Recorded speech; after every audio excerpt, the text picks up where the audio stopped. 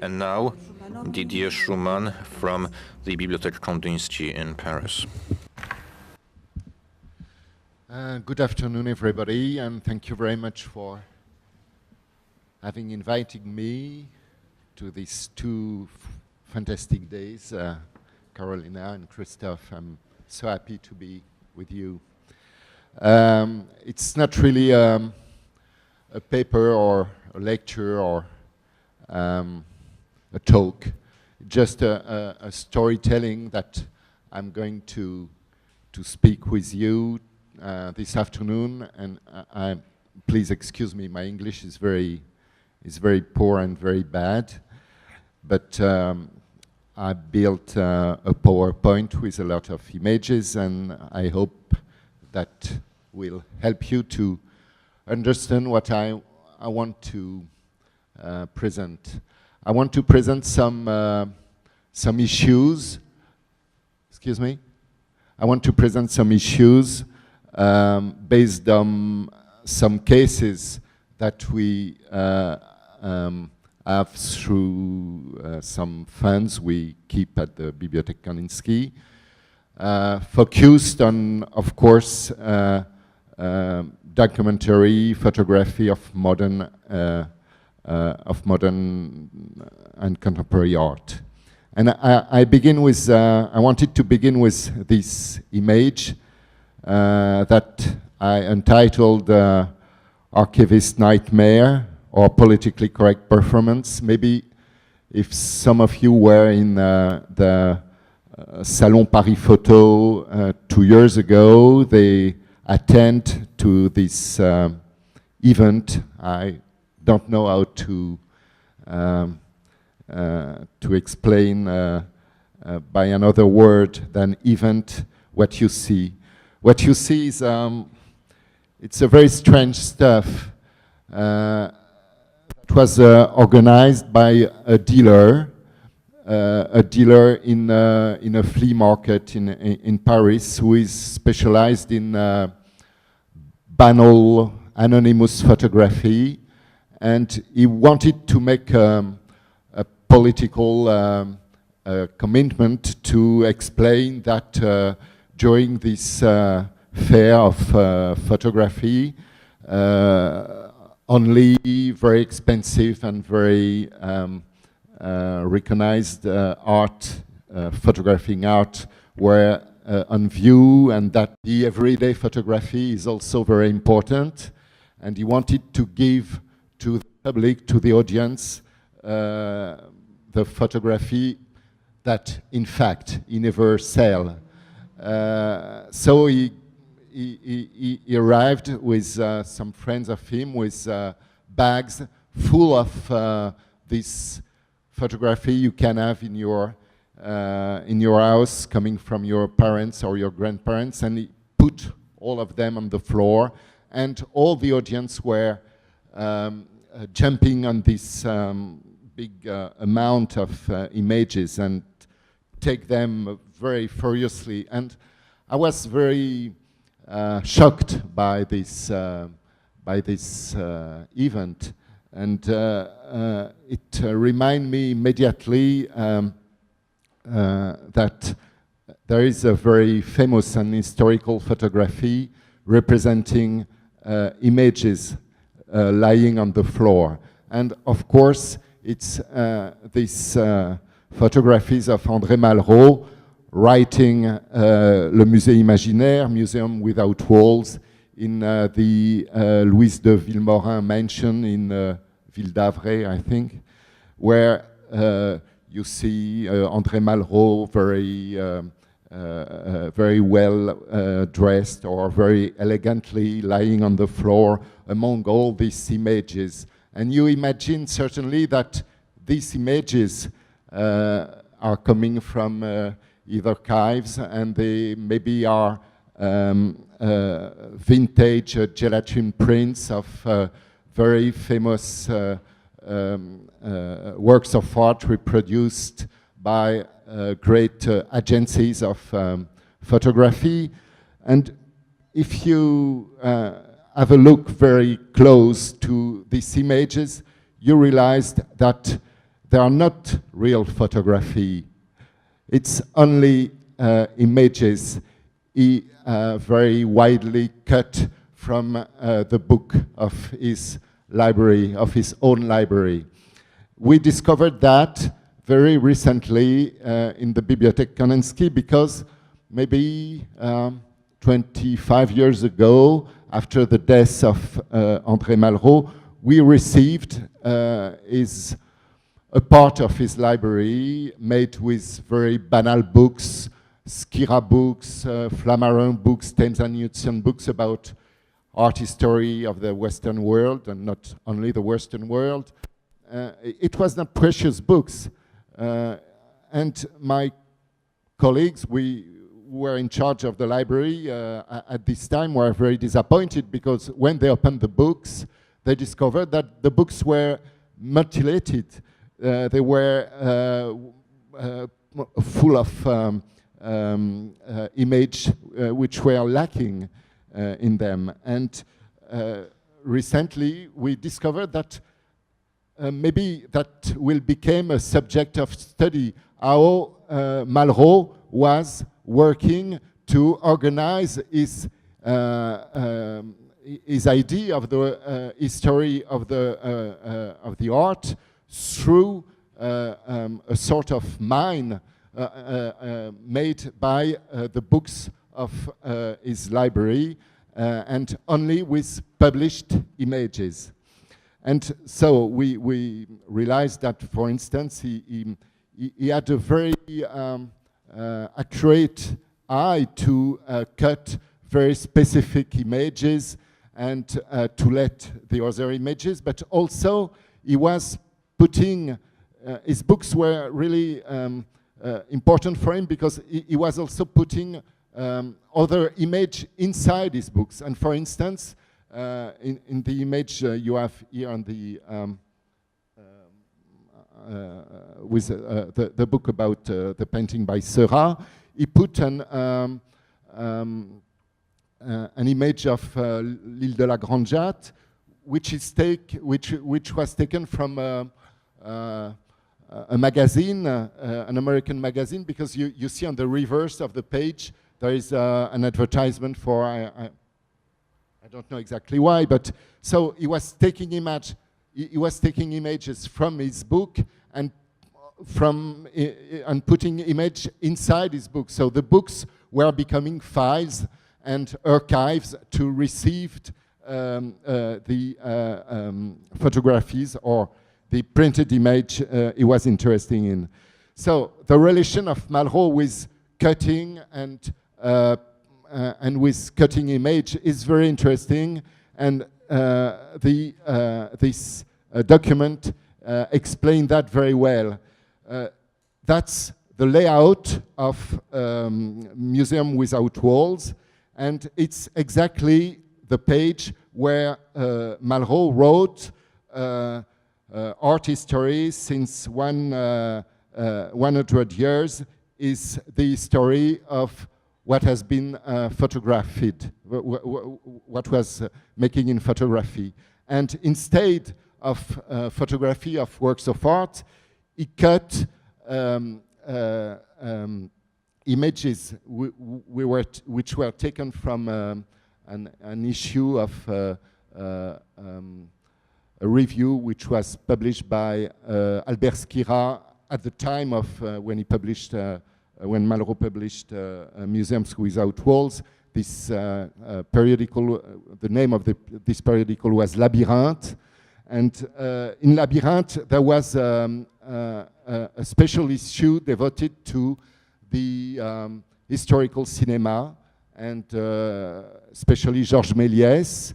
And certainly, because the relationships between André Malraux and Skira was very close, I don't know why, but Malraux may have an entire pile of this issue, and he cut the reproduction of an ancient film by Méliès, and he glue it in different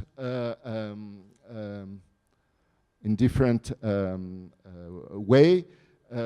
instead of the reproduction of the works of art, he wanted definitely to put in the book which will be published.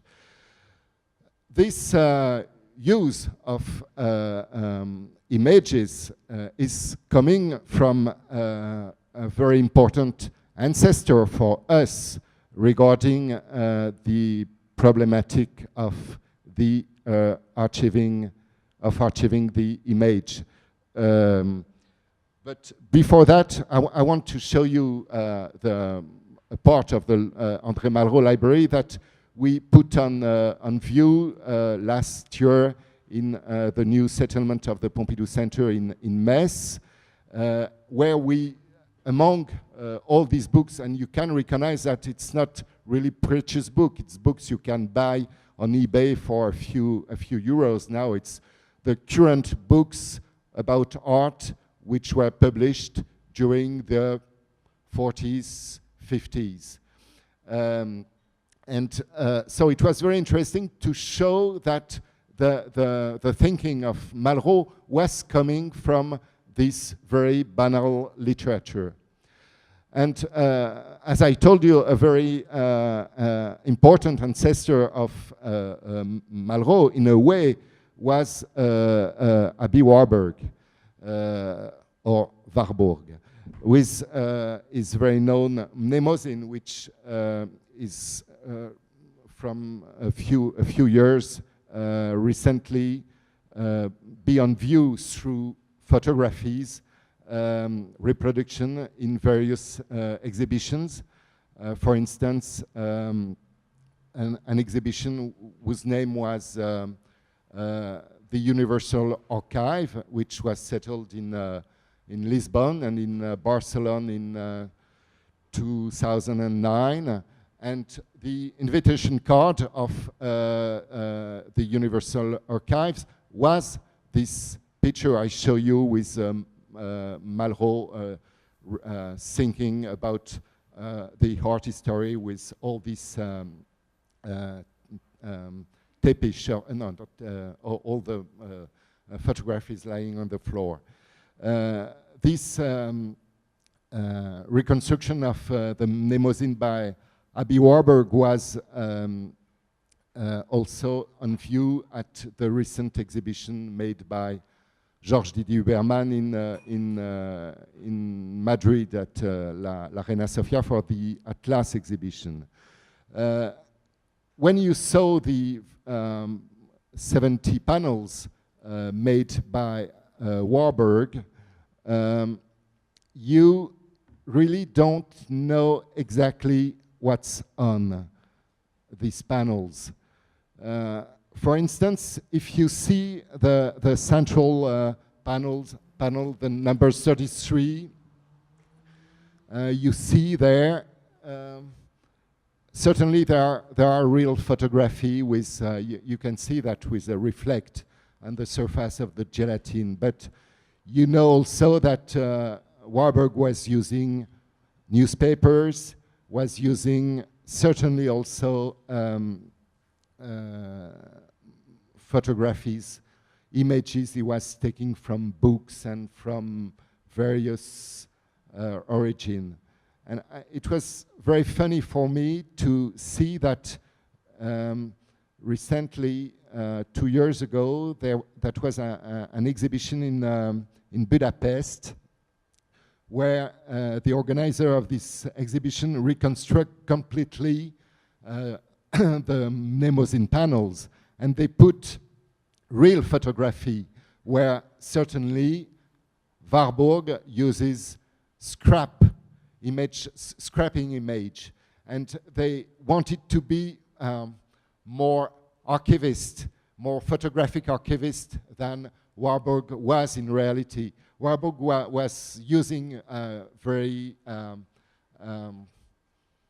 you know, the image he was founding immediately, and the error that was made by the curators who reconstruct the Mnemosyne panels was to introduce real photographies of the work of art. And what you don't see in these 3 panels, and that's the reason why I wrote there something is missing, is the weapon. The weapon you can see only in a few panels that were kept in photography from Warburg's. That's the sizzles, the arme du crime, as I mentioned. So, of course, we have at the Kandinsky we have nothing to deal with Warburg except that it's one of our model. But of course, we are dealing a lot with photography, with real photography, and real photography has to be considered through the guy, the people, the photographer themselves. And one of our first collection, one of our first archives that was acquired by the Pompidou Center a few years after its creation was this big collection constituted by Marc Vaux, who was the photographer of the artist in Montparnasse between 1919 and 1960, just before May 68, I heard, maybe 66 or something like that. This guy made 250,000 photographies on glass, big negatives, as you see, because this camera was used until the end of his life, even if this photo was taken, I think, during the beginning of the 30s. So you have to imagine that this photographer was in Giacometti's studio in 1928, and he shot their photographies, which were immediately published in the famous periodical Document, which was the review held by Georges Bataille and Michel Léris. And at the end of his life, he shot in Jean-Pierre Reynaud's studio, the image you see there, which were printed as illustration for one of the first exhibitions of Jean-Pierre Reynaud in Galerie Creusevaux. So it's a real part of the story of the artistic life in Paris during 40 years, which are among this collection. Of course, I don't want to introduce the problematic of cataloging, digitalizing this enormous amount of photography, but you can imagine what difficulty this archive is for us. And another difficulty is the problem of copyright. And I want to illustrate this question through this example. Of course, you know this famous portrait of Modigliani. Since years, we use this because, I'm sorry, we're not only an archive, a public archive collection we have also some commercial obligation because we have a big amount of photography and we sell them to editors and publishers and review, and it's rather free for students and scholars, but the commercial destination has to pay. And a few years ago, we received a letter from the Modigliani Foundation, which asked us to, I have to go further. No, it's okay.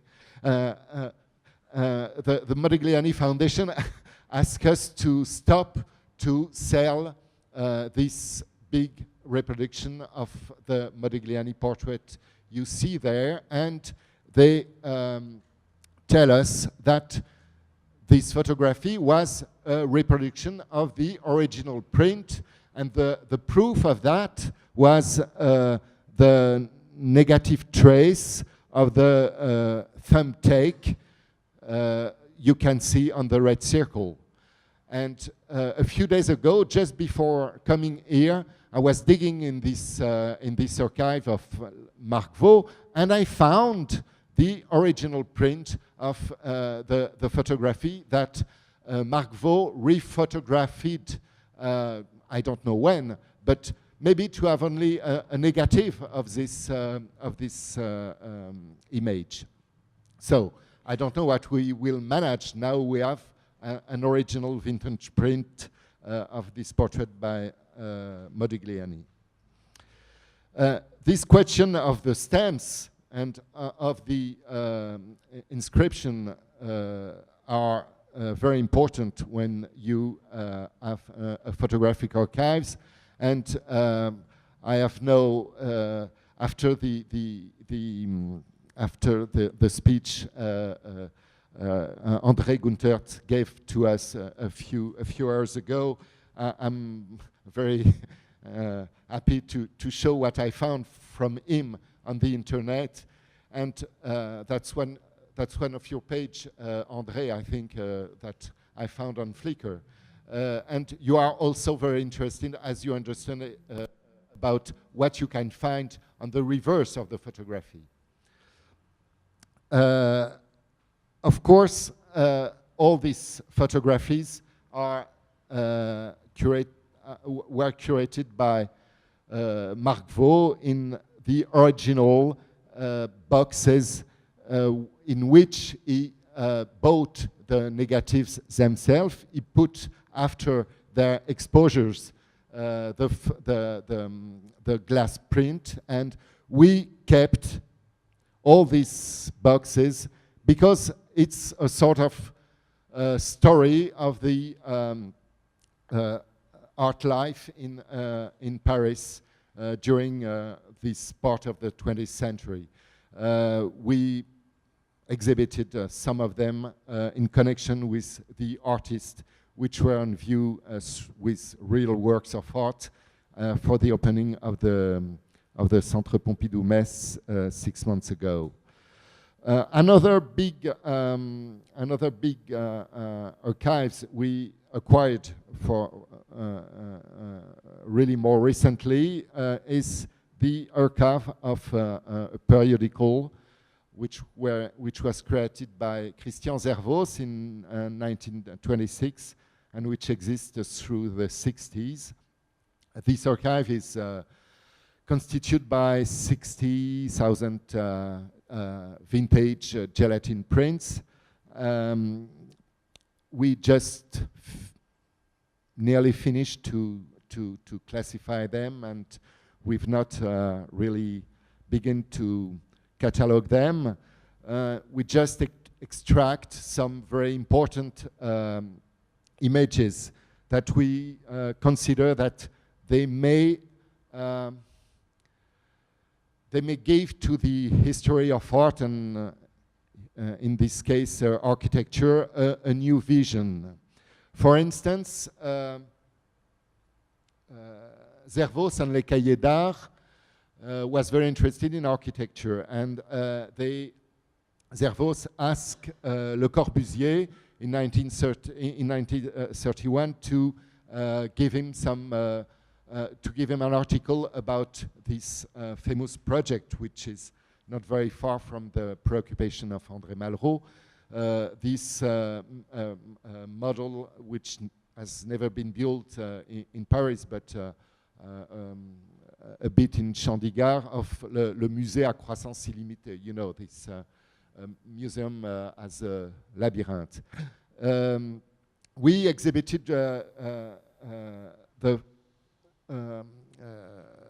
10 photographies of this model in the museums 2 years ago, and because we have in the Cahiers d'Art archive, we have 13 photographies of this model, which are very interesting because all the shape in which a model can be shot in photography are represented in these various images. I've nearly finished. The abstract image, the image which tried to reconstruct the real building, the images which is real images for useful for the architect. So, and this image, of course, it's really banal, it's documentary photography, and this photography certainly were, at the time where they were taken, exist in various places, but now they disappeared, and now we are alone to have this set, and of course the model doesn't exist more.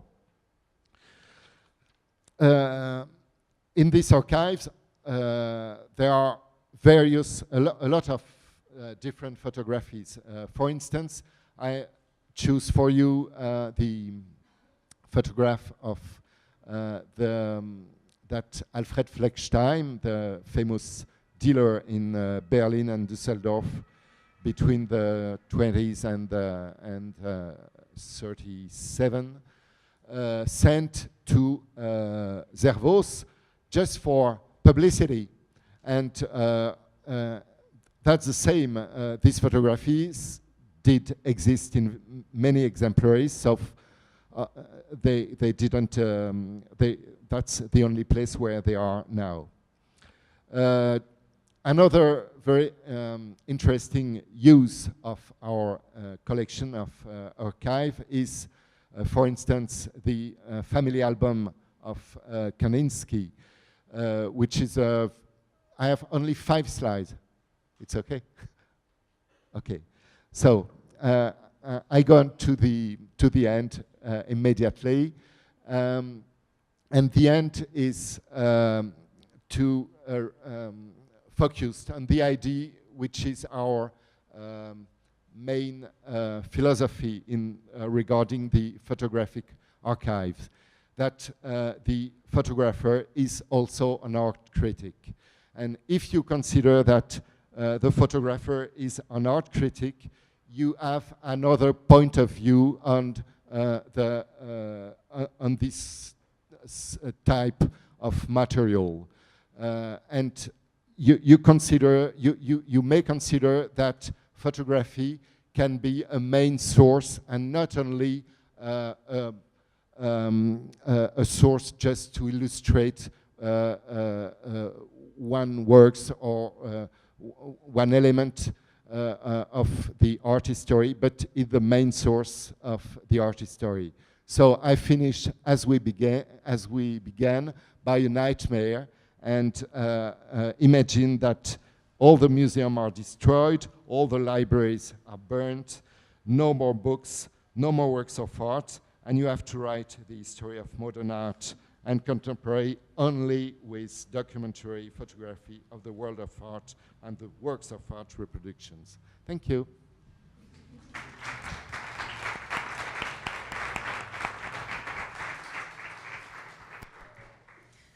Thank you for this introduction to the materiality of the photographic archive, but also to draw some problems on the status changement of the pictures that occurred during the archival work, and also of the way an archive can enter the gallery space. I think it's an issue that occupies us during these 2 days quite a lot. If we are working an archive and we are art historians, it's always an issue how to show an archive and how to share with others this passion of the archiving.